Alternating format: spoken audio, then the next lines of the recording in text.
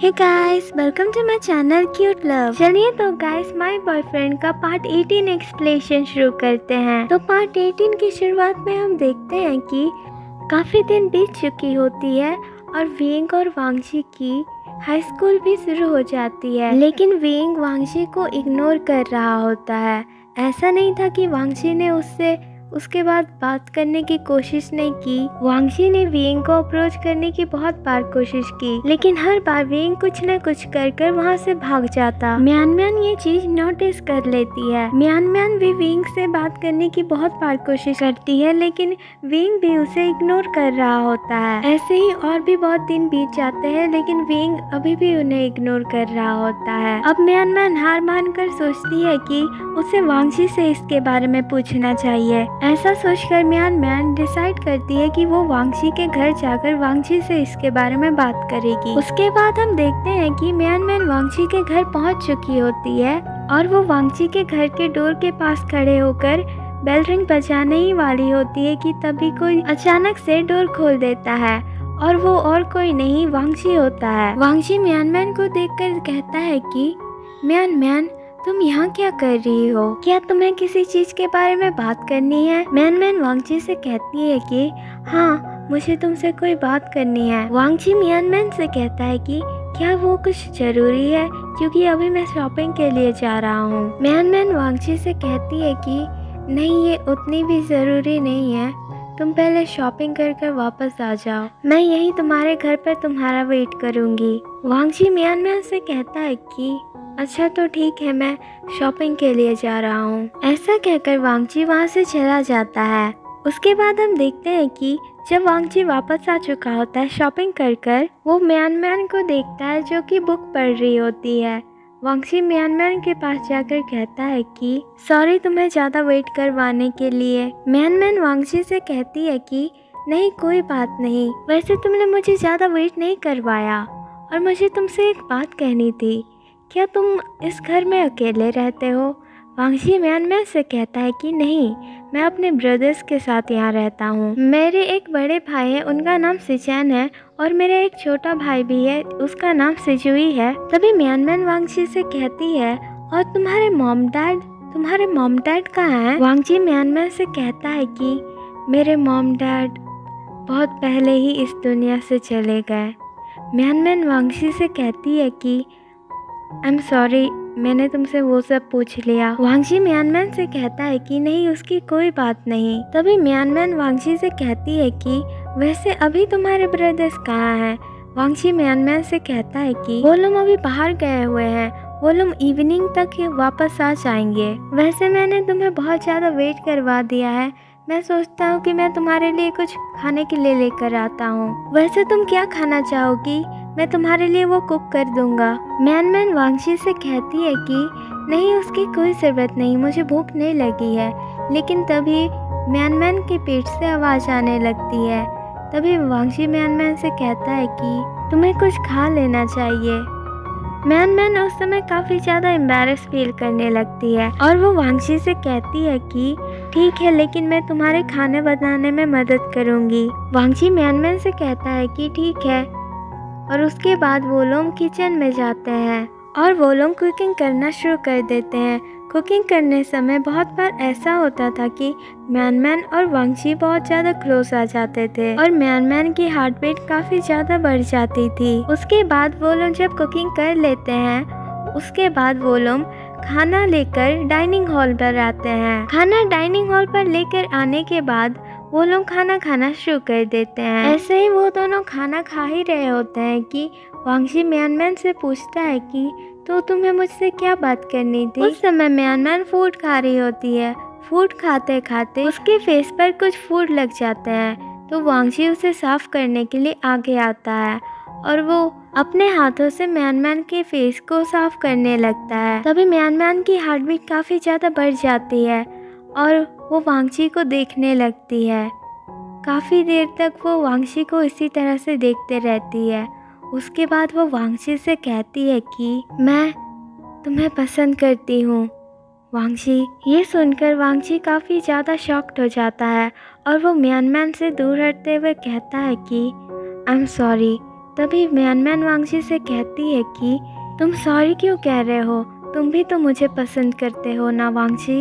वांगजी म्यानम्यान से कहता है कि मुझे माफ़ कर देना, लेकिन वांगजी इतना कहता ही है कि तभी म्यानम्यान वांगजी से कहती है कि लेकिन विंग ने तो मुझे कहा था कि तुम मुझे पसंद करते हो, तो तुम अभी ऐसा क्यों कह रहे हो जैसे कि तुम मुझे पसंद करते ही नहीं हो। तभी वांगजी विंग का नाम सुनकर म्यानम्यान से कहता है कि क्या विंग ने तुमसे कहा था कि मैं तुम्हें पसंद करता हूँ?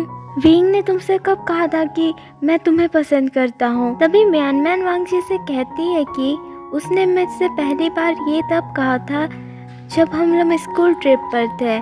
उसने कहा था कि क्या मैं तुम्हें पसंद करती हूँ। उस समय हम लोग बीच पर थे, कैंपिंग की रात। उस दिन उसने मुझसे पहली बार ये कहा था, और उसके बाद उसने मुझसे ये तब कहा था जब तुम विंग को वापस जंगल से लेकर आए थे और मैंने उससे कह दिया था कि मैं तुम्हें पसंद करती हूँ। जब म्यानम्यान वांगजी से ये सब कहती है तब वांगजी को वो दिन याद आने लगता है जब विंग कैंपिंग की आधी रात को अकेले बीच पर खड़ा था और वो चांद की ओर देखते हुए रो रहा था। अब वांगजी को पता चल गया था कि विंग भी उसे पसंद करता है। उस दिन विंग ने वांगजी को धक्का इसीलिए दिया था क्योंकि वो कंफ्यूज था और उसे नहीं पता था कि अब उसे क्या करना चाहिए, इसीलिए उसने हमें इग्नोर करने का सोचा। वांगजी ये सब सोचने के बाद म्यानम्यान से कहता है कि म्यानम्यान, मुझे तुमसे कुछ कहना है। ये सच है कि मैं तुम्हें पहले पसंद करता था, लेकिन अब ऐसा बिल्कुल भी नहीं है। अब मैं विंग को पसंद करता हूँ। नहीं, मैं विंग से प्यार करता हूँ, इतना प्यार जितना मैंने अपनी ज़िंदगी में कभी किसी से नहीं किया। वो मेरी लाइफ में एक सनशाइन की तरह है, वो एक रोशनी की तरह है जिसके बिना मैं कभी भी नहीं जी सकता। और उसने हमें इग्नोर करना इसीलिए शुरू कर दिया क्योंकि मैंने उसे किस किया, इसीलिए वो हमें इग्नोर कर रहा है क्योंकि उसे लगता था कि मैं तुम्हें पसंद करता था। वांगजी इतना कहता ही है कि तभी उसे एक कॉल आ जाता है। वांगजी जब अपने फ़ोन पर देखता है तो वो विंग का कॉल होता है। वांगजी जल्दी से विंग का कॉल उठाता है, तभी उसे विंग की आवाज़ आती है। विंग वांगजी से कह रहा होता है कि लंचा, क्या तुम मुझसे मिल सकते हो वहाँ जहाँ हम लोग पहली बार मिले थे, स्कूल के पास। विंग ये सब काफ़ी हाँफते हुए बोल रहा होता है। तभी वांगजी विंग की आवाज़ सुनकर कहता है कि विंग, तुम्हें हुआ क्या? तुम ठीक तो हो ना?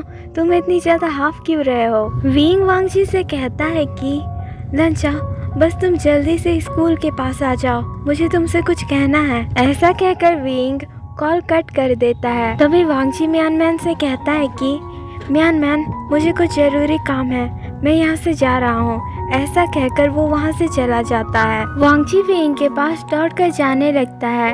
वांगजी रास्ते में दौड़ते हुए सोच रहा होता है कि क्या हुआ विंग को, वो इतना हाफ क्यों रहा था और उसने मुझे स्कूल के पास क्यों बुलाया, उसे आखिर मुझसे कौन सी ज़रूरी बात करनी है। ऐसा सोचकर वांगजी भागते भागते स्कूल की तरफ आ जाता है, लेकिन उसे विंग कहीं नहीं दिखता। वांगजी सोचता है कि विंग अभी थोड़ी देर में वहाँ आ जाएगा। वांगजी विंग के लिए वहाँ काफ़ी देर तक इंतज़ार करता है, लेकिन विंग वहाँ नहीं आता। वांगजी फिर भी विंग के लिए इंतज़ार करने लगता है। 1 घंटे से भी बहुत ज़्यादा टाइम बीत चुका होता है, लेकिन विंग अभी तक वहाँ नहीं आया होता है। अब वांगजी काफ़ी ज़्यादा चिंता में आ जाता है। वो सोचता है कि विंग अभी तक यहाँ क्यों नहीं आया, उसे कहीं कुछ नहीं, विंग को कुछ नहीं हो सकता, विंग बिल्कुल ठीक होगा, मुझे उसे कॉल कर ट्राई करना चाहिए। ऐसा सोचकर वांगजी विंग को कॉल करता है, लेकिन उसका फ़ोन स्विच ऑफ आ रहा होता है। वांगजी सोचता है कि विंग का फ़ोन क्यों नहीं लग रहा। वांगजी सोचता है कि उसे विंग को ढूंढने के लिए जाना चाहिए, इसीलिए वो विंग का नाम पुकारते हुए विंग को ढूंढने लगता है। काफ़ी देर तक विंग को ढूंढने के बाद भी वांगजी को विंग नहीं मिलता। तभी वांगजी को कुछ ही दूर में एक फ़ोन दिखता है। वांगजी उस फ़ोन के पास जाकर उस फ़ोन को उठाता है। वो फ़ोन काफ़ी ज़्यादा टूटा हुआ होता है।